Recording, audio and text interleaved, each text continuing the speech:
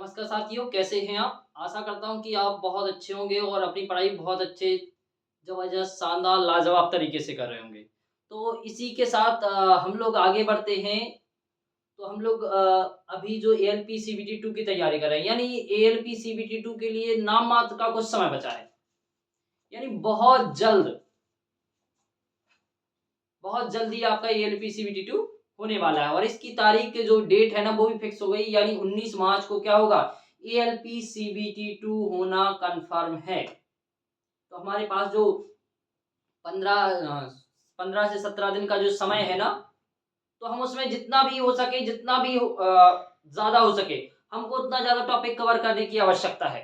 क्योंकि अभी जो लिए गए हैं ना, वो कितना गुना? 15 गुना लिए गए हैं। कितना गुना? 15 गुना। कई ज़ोन्स में 13 गुना लिए गए हैं, कई में 14 गुना लिए गए हैं और कई में 15 गुना। तो बाकी जो अब एएलपी सीबीटी 2 के बाद जो अ, आपका अगला टेस्ट होगा, यानी साइको। तो साइको में एप्टीट्यूड में आपका क्या क्या होगा? ये आपके कितने गुना लिए जाएंगे? ये वहां पे आपको 15 गुना, सॉरी, 8 गुना लिए जाएंगे। कितने लिए जाएंगे? 8 गुना लिए जाएंगे। और जब 8 गुना लिए जाएंगे तो समझिए कि अभी जितना लिया गया है उसका 50% लिया जाना है। तो आधे बच्चे फिर उससे बाहर हो जाएंगे। तो इसीलिए आपसे मेरा कहना बार बार है कि आप तैयारी बहुत जोर से, पूरी ताकत झोंक दीजिए, जितनी आप लगा सकते हैं। फुल एफर्ट, 100% एफर्ट चाहिए। क्लियर? तो इसी के साथ हम आगे बढ़ते हैं, लेकिन आगे बढ़ने से पहले आपके लिए एक जबरदस्त मोटिवेशन कोट है कि हमें बेहतर से बेहतर की तलाश है, मिल जाए नदी तो समंदर की तलाश है। हमें बेहतर से बेहतर की तलाश है, मिल जाए नदी तो समंदर की तलाश है। टूट जाते हैं शीशे पत्थर की चोट से, टूट जाते हैं शीशे पत्थर की चोट से, पत्थर टूट जाए हमें ऐसी शीशे की तलाश है। क्लियर साथियों? तो इसी के साथ आगे बढ़ते हैं। तो हम आपने जैसे देखा होगा थंबनेल में कि हम द्रव्यमान, भार और घनत्व की बात करने वाले। किसकी? द्रव्यमान, भार और घनत्व, ये टॉपिक कवर करने वाले हैं। तो इन टॉपिक्स को सबसे पहले जो बात की जाती है, इसमें जो पहला टॉपिक है वो द्रव्यमान है। क्या है?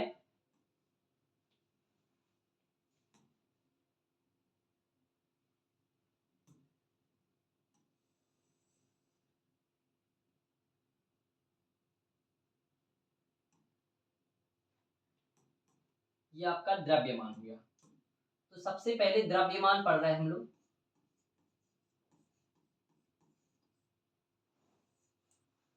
तो हमें क्या पढ़ना है? द्रव्यमान। अब द्रव्यमान क्या होता है, कि द्रव्यमान कहते किसे हैं? तो सबसे पहले द्रव्यमान है क्या, ये देखते हैं। तो द्रव्यमान होता क्या है?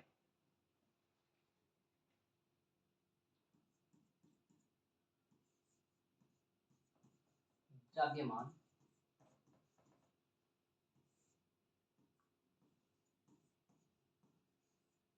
किसी पदार्थ या, ऐसा भी लिख सकते हैं इसे,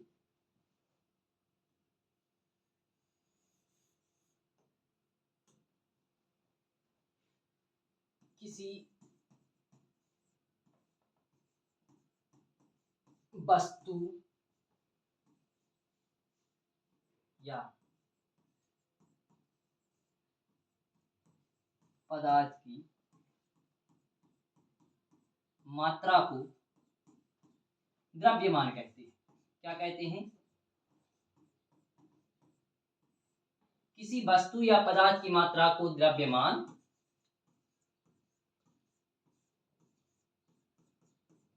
कहते हैं। अब द्रव्यमान की बात हो गई। द्रव्यमान किसे कहते हैं? किसी वस्तु या पदार्थ की मात्रा को द्रव्यमान कहते हैं। और अगला इस पे पॉइंट देखा जाए तो यह है,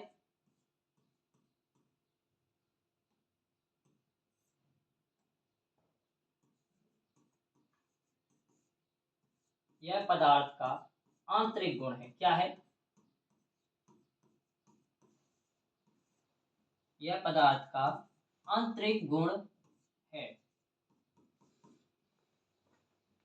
क्या है यह पदार्थ का आंतरिक गुण है। तो किसी वस्तु की मात्रा को क्या कहा जाता है? द्रव्यमान कहा जाता है। और जो द्रव्यमान जो आपका होता है, तो द्रव्यमान क्या होता है? द्रव्यमान पदार्थ का आंतरिक गुण होता है। अगर देखा जाए द्रव्यमान का फॉर्मूला तो क्या हो जाएगा? द्रव्यमान बराबर बल बटे त्वरण। क्या होता है? द्रव्यमान बराबर बल बटे त्वरण। यानी ये आपका m रहेगा, ये F हो जाएगा और ये A हो जाएगा। ये आपका क्या हो जाएगा? द्रव्यमान बराबर बल बटे त्वरण। ये किसका होता है? आपका द्रव्यमान का फॉर्मूला होता है। अगर देखा जाए तो द्रव्यमान का मात्रक की बात की जाए, किसकी? मात्रक की। तो द्रव्यमान का मात्रक क्या होता है? किलोग्राम होता है। क्या होता है? किलोग्राम।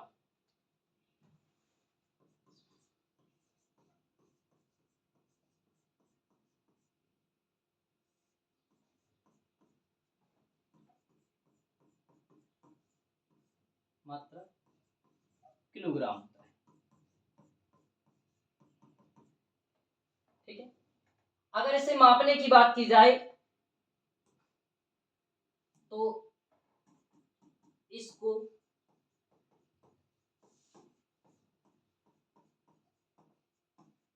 मापने के लिए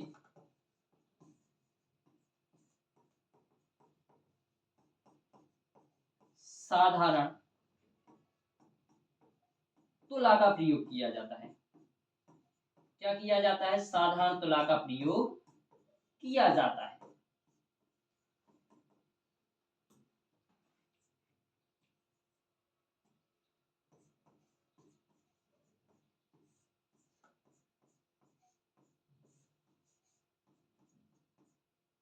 किसका प्रयोग किया जाता है? साधारण तुला का प्रयोग किया जाता है। अब बात की जाए कि और भी मात्रक हैं, अकेला यही मात्रक नहीं है कि ये द्रव्यमान है। अब अन्य मात्रकों की बात करते हैं, तो वो देखिए, तो नोट कर लीजिए सबसे पहले से।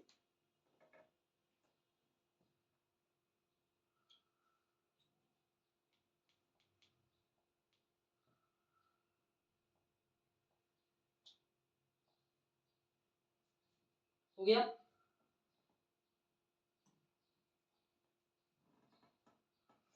तो अगले मात्रक की तरफ बढ़ते हैं, अन्य मात्रक द्रव्यमान के।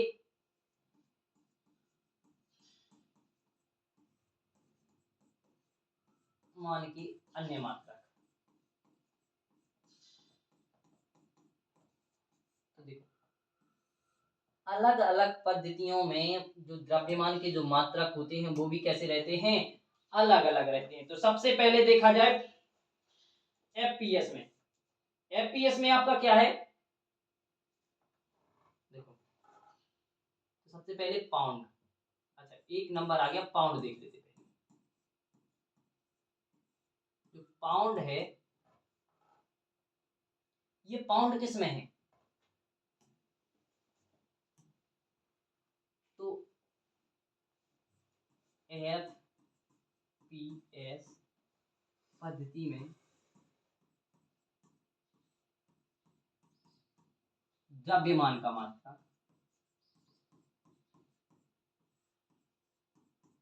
द्रव्यमान का मात्रक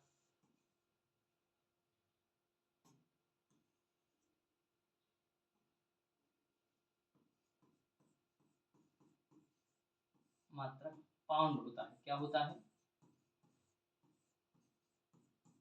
पाउंड होता है।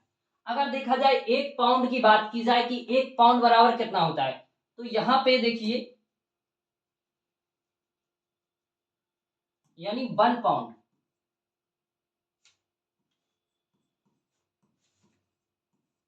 1 पाउंड इक्वल 453.6 ग्राम होता है। कितना ग्राम होता है? 453.6 ग्राम होता है। यानी जो आपका फुट पाउंड सेकेंड। जो एफपीएस पद्धति है, उस एफपीएस पद्धति में 1 पाउंड की जो वैल्यू है वो कितनी है, 453.6 ग्राम इसकी वैल्यू होती है। ठीक है, अब इसी के साथ आगे बढ़ते हैं अगले मात्रक की तरफ। इनके और भी मात्रक होते हैं, वो अगले मात्रक की तरफ बढ़े। तो अगला जो मात्रक है वो है स्लग। कौन सा है, स्लग।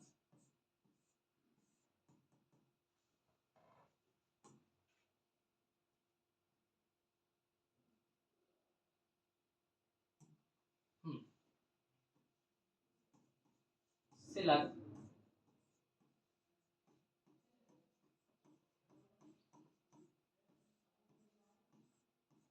स्लग द्रव्यमान की इंपीरियल इकाई है। कैसी इकाई है, इंपीरियल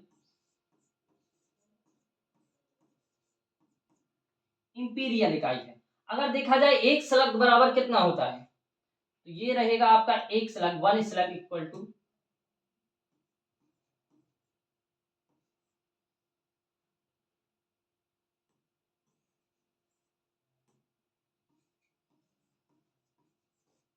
1 स्लग कितना होता है, 14.6 किलोग्राम, यानी 14.6 किलोग्राम एक स्लग की वैल्यू होती है। आपसे ये क्वेश्चन बार बार पूछे जाते हैं और ये पूछा भी जाएगा कि एक स्लग इक्वल कितना होता है। जो आपकी स्लग है, स्लग द्रव्यमान की जो इकाई है वो कैसी इकाई है, यानी कैसी है, इंपीरियल इकाई है। और एक स्लग की वैल्यू कितनी होती है, 14.6 किलोग्राम। क्लियर, नोट कर लो इसे।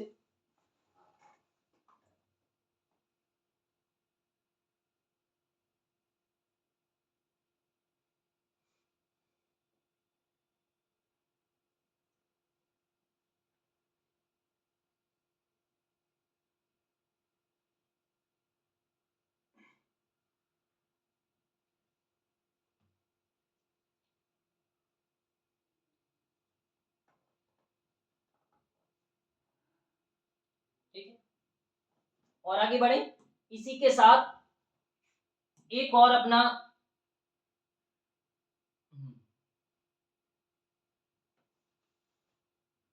एक और इकाई होती है जिसे चंद्रशेखर चंद्रशेखर सीमा कहा जाता है। क्या कहा जाता है, चंद्रशेखर सीमा। अब इस चंद्रशेखर सीमा की बात की जाए तो ये चंद्रशेखर सीमा है क्या, अगर देखा जाए इसमें इसमें तारों का द्रव्यमान मापा जाता है, तारों का द्रव्यमान मापा जाता है।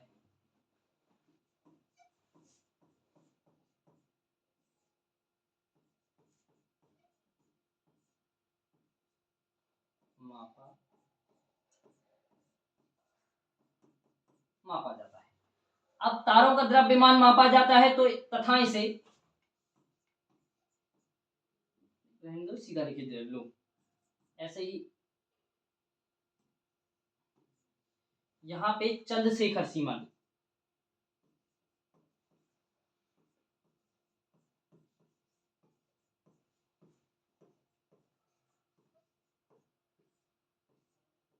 सीएल, चंद्रशेखर सीमा को किसके द्वारा प्रदर्शित किया जाता है, सीएल के द्वारा प्रदर्शित किया जाता है। तो चंद्रशेखर सीमा बराबर कितना हो, 1.44 इंटू सूर्य का द्रव्यमान,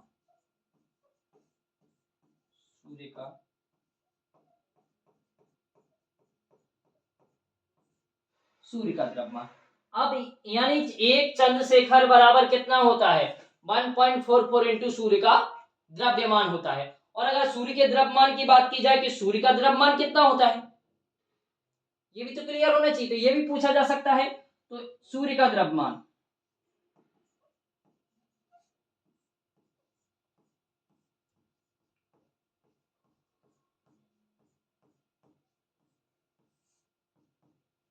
सूर्य का द्रव्यमान बराबर 1.99 इंटू 10⁻30 किलोग्राम। ये आपका क्या है, सूर्य का द्रव्यमान है। यानी एक चंद्रशेखर का सीमा बराबर होता है 1.44 इंटू सूर्य का द्रव्यमान। सूर्य का द्रव्यमान कितना है ये, तो ये इसका मल्टीप्लाई इसमें कर देंगे तो एक चंद्रशेखर का सीमा की वैल्यू आ जाएगी। क्लियर, नोट कर लो इसे।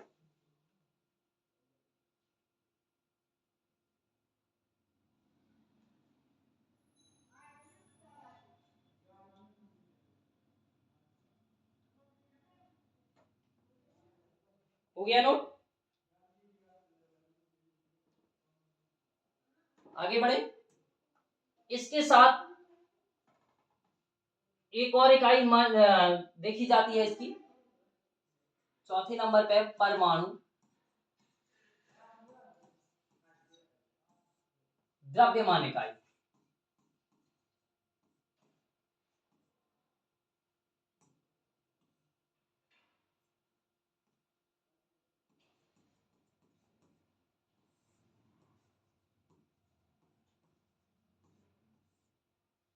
परमाणु द्रव्यमान इकाई, यानी इसे,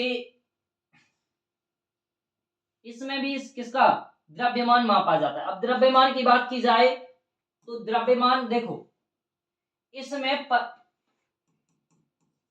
इसमें परमाणु का द्रव्यमान मापा जाता है। क्या मापा जाता है इसमें, परमाणु का द्रव्यमान मापा जाता है।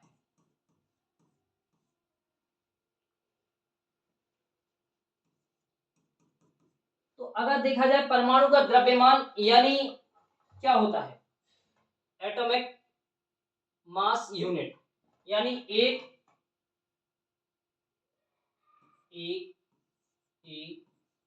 M U, 1 atomic mass unit बराबर कितना होता है ये आपकी इसकी वैल्यू भी पूछी जाती है। तो इसकी वैल्यू जो है वो आपकी कितनी है, 1.66 इंटू 10⁻⁻27 किलोग्राम। ये क्या है, एक एटॉमिक मास यूनिट, यानी परमाणु द्रव्यमान इकाई का, एक परमाणु द्रव्यमान इकाई का ये क्या होता है, मान होता है। क्लियर, तो ये भी नोट कर लो। ये आपकी जितनी इकाई थी लगभग द्रव्यमान जिसमें द्रव्यमान मापा जाता है वो आपकी करवा दी गई। ठीक है, कर लो, नोट कर लो इसे।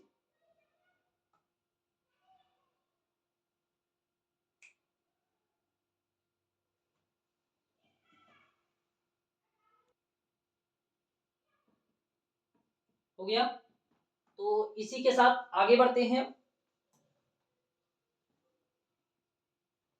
अगला है आपका, अब क्या पढ़ना है, न्यूटन का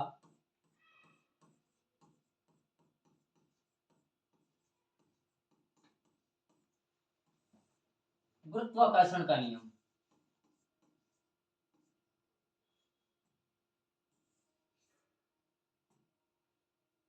न्यूटन का गुरुत्वाकर्षण का नियम।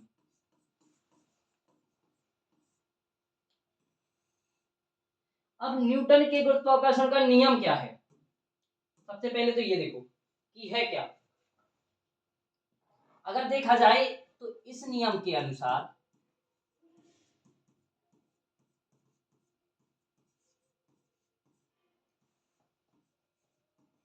इस नियम के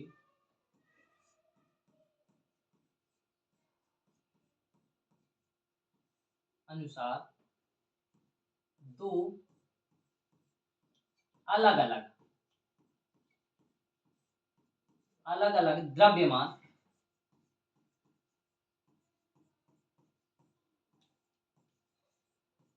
द्रव्यमान की वस्तुएं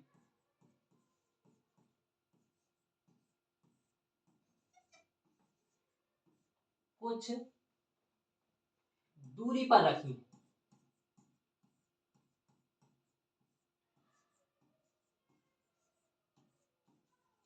कहाँ रखी हैं, कुछ दूरी पर रखी हैं, तो उनके बीच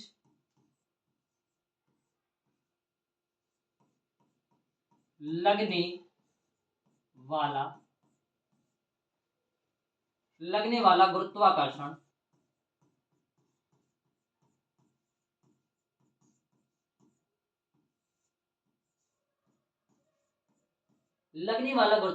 बल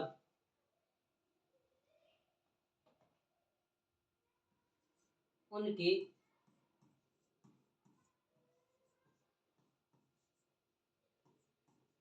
द्रव्यमानों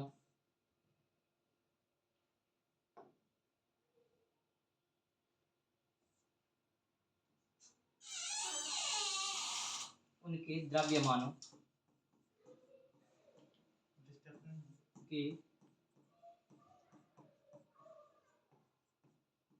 गुणनफल के समानुपाती होता है तथा उनकी दूरी उनके सॉरी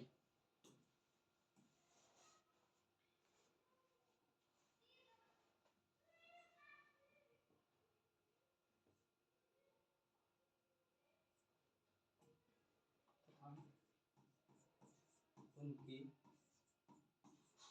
बीच की दूरी के बीच की दूरी के वर्ग के व्युत्क्रमानुपाती होता है। क्या होता है, उनकी बीच की दूरी के वर्ग के बीच क्या होता है, व्युत्क्रमानुपाती होता है। ये क्या है, न्यूटन के गुरुत्वाकर्षण का नियम है। अगर ये जब समानुपाती हो रहा है तो क्या हो जाएगा, यहां पर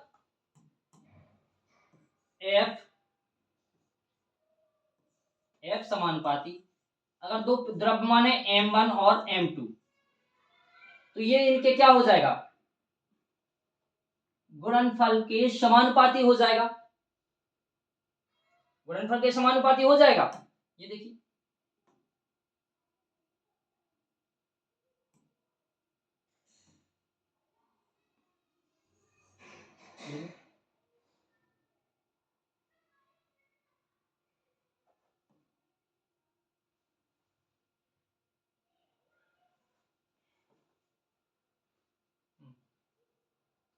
ये आपका हो गया। अब इसके बाद अगर मान के देखा जाए कि ये अगर एक पिंड है और ये दूसरा, यानी ये दूसरी वस्तु है और इनके बीच की जो दूरी है ये, तो इसका द्रव्यमान मान के चलो क्या है, m1 है और इसका है m2, ठीक है। तो इस पर बल लग रहे हैं ना, ये इसकी तरफ और ये इसकी तरफ, ये F बल है, क्या है, F बल। और अगर इनके बीच की दूरी देखी जाए ना, इन दोनों के बीच की दूरी, तो इन दोनों के बीच की जो दूरी होगी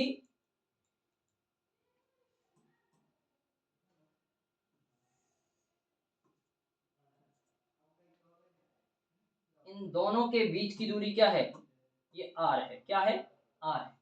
तो अगला क्या कहा गया है, इससे आगे कहा गया तथा उनके बीच की दूरी के वर्ग के व्युत्क्रमानुपाती होता है। तो क्या हो जाएगा, जब दूरी के व्युत्क्रमानुपाती होगा तो क्या होगा,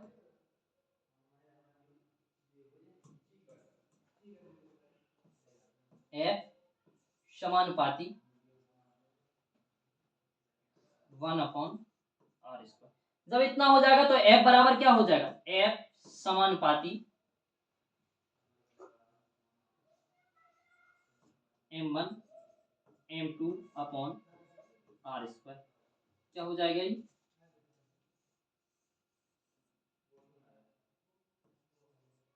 m1 m2/r², ये हो जाएगा। और अगर ये हटाएंगे ना तो ये क्या हो जाएगा, यहां से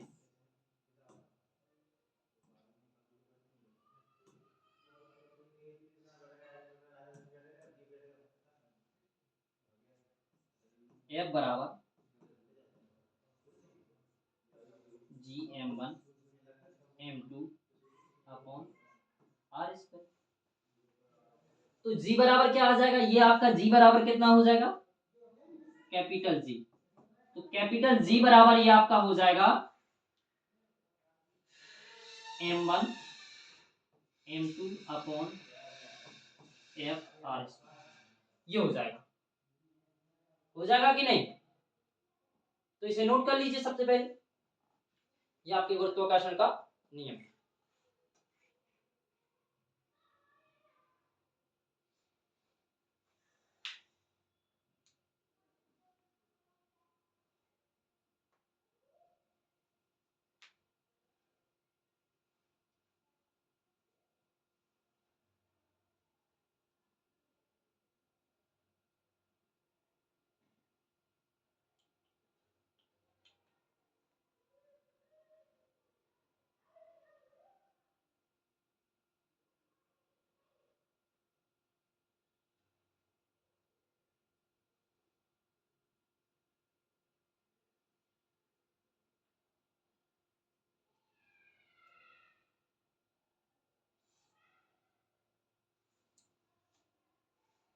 हो गया इतना, आगे बढ़े। अगर देखा जाए जी की बात की जाए तो जी क्या है, ये जी बराबर, तो जी आपका है सार्वत्रिक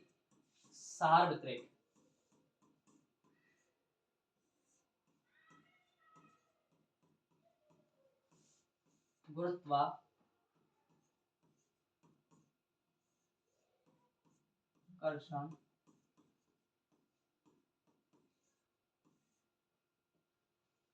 जो कैपिटल जी है वो क्या है, सार्वत्रिक गुरुत्वाकर्षण नियतांक है। अगर जी का मात्रक देखा जाए, क्या है जी का मात्रक,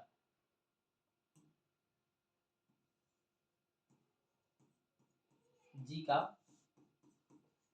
मात्रक देखा जाए तो जी का मात्रक है न्यूटन मीटर स्क्वायर प्रति किलोग्राम स्क्वायर, या इसको ऐसा भी लिख सकते हैं, newton metre square kilogram. Clear. और भी लिखना चाहें तो या फिर ऐसा भी लिखा जा सकता है, newton metre square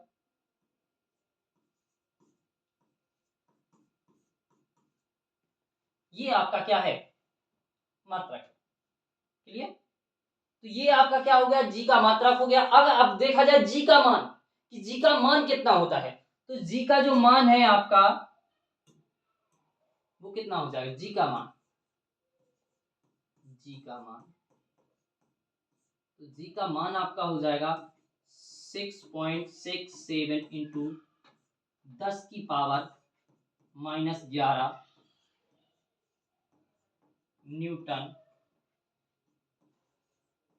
metre square और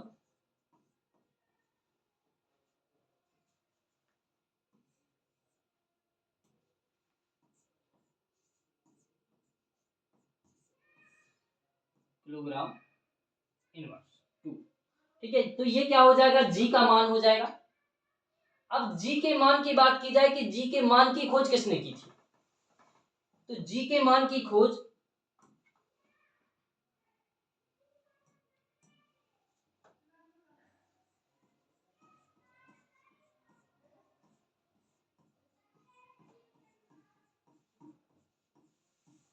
सर्वप्रथम हेनरी कैवेंडस, किसने,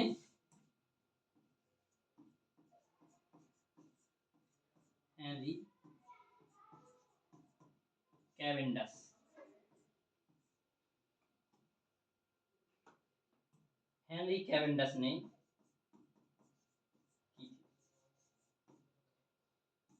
ठीक है, तो ये आपका क्या हो गया, देखो इससे पहले हमने पढ़ा था, इस नियम के अनुसार दो अलग अलग द्रव्यमान की वस्तुएं कुछ दूरी पर रखी हो तो उनके बीच लगने वाला गुरुत्वाकर्षण बल उनके द्रव्यमानों के गुणनफल के समानुपाती होता है। क्या होता है? उनके द्रव्यमान होंगे, द्रव्यमानों के गुणनफल के समानुपाती होगा, और उनके तथा उनके बीच की दूरी के वर्ग के व्युत्क्रमानुपाती होगा। तो ये हमने क्या कर दिया, उसके समानुपाती कर दिया था द्रव्यमान के गुणनफल के, और ये क्या कर दिया था, उनके बीच की दूरी के वर्ग के व्युत्क्रमानुपाती।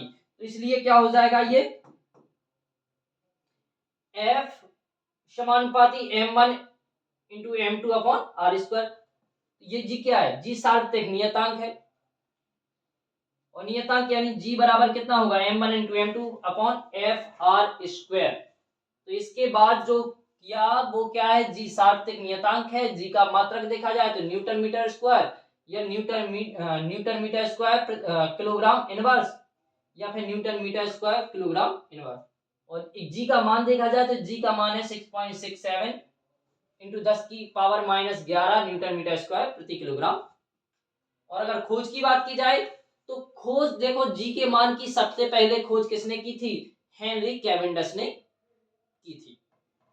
तो ये आपने अभी पढ़ लिया क्या, कैपिटल जी। अब इसके बाद हम अगली क्लास में पढ़ेंगे वो आपकी स्मॉल जी, उसके बारे में पढ़ेंगे, उसकी वैल्यू कहाँ गिरती है, कहाँ कम होती है, कहाँ दिख रहती है।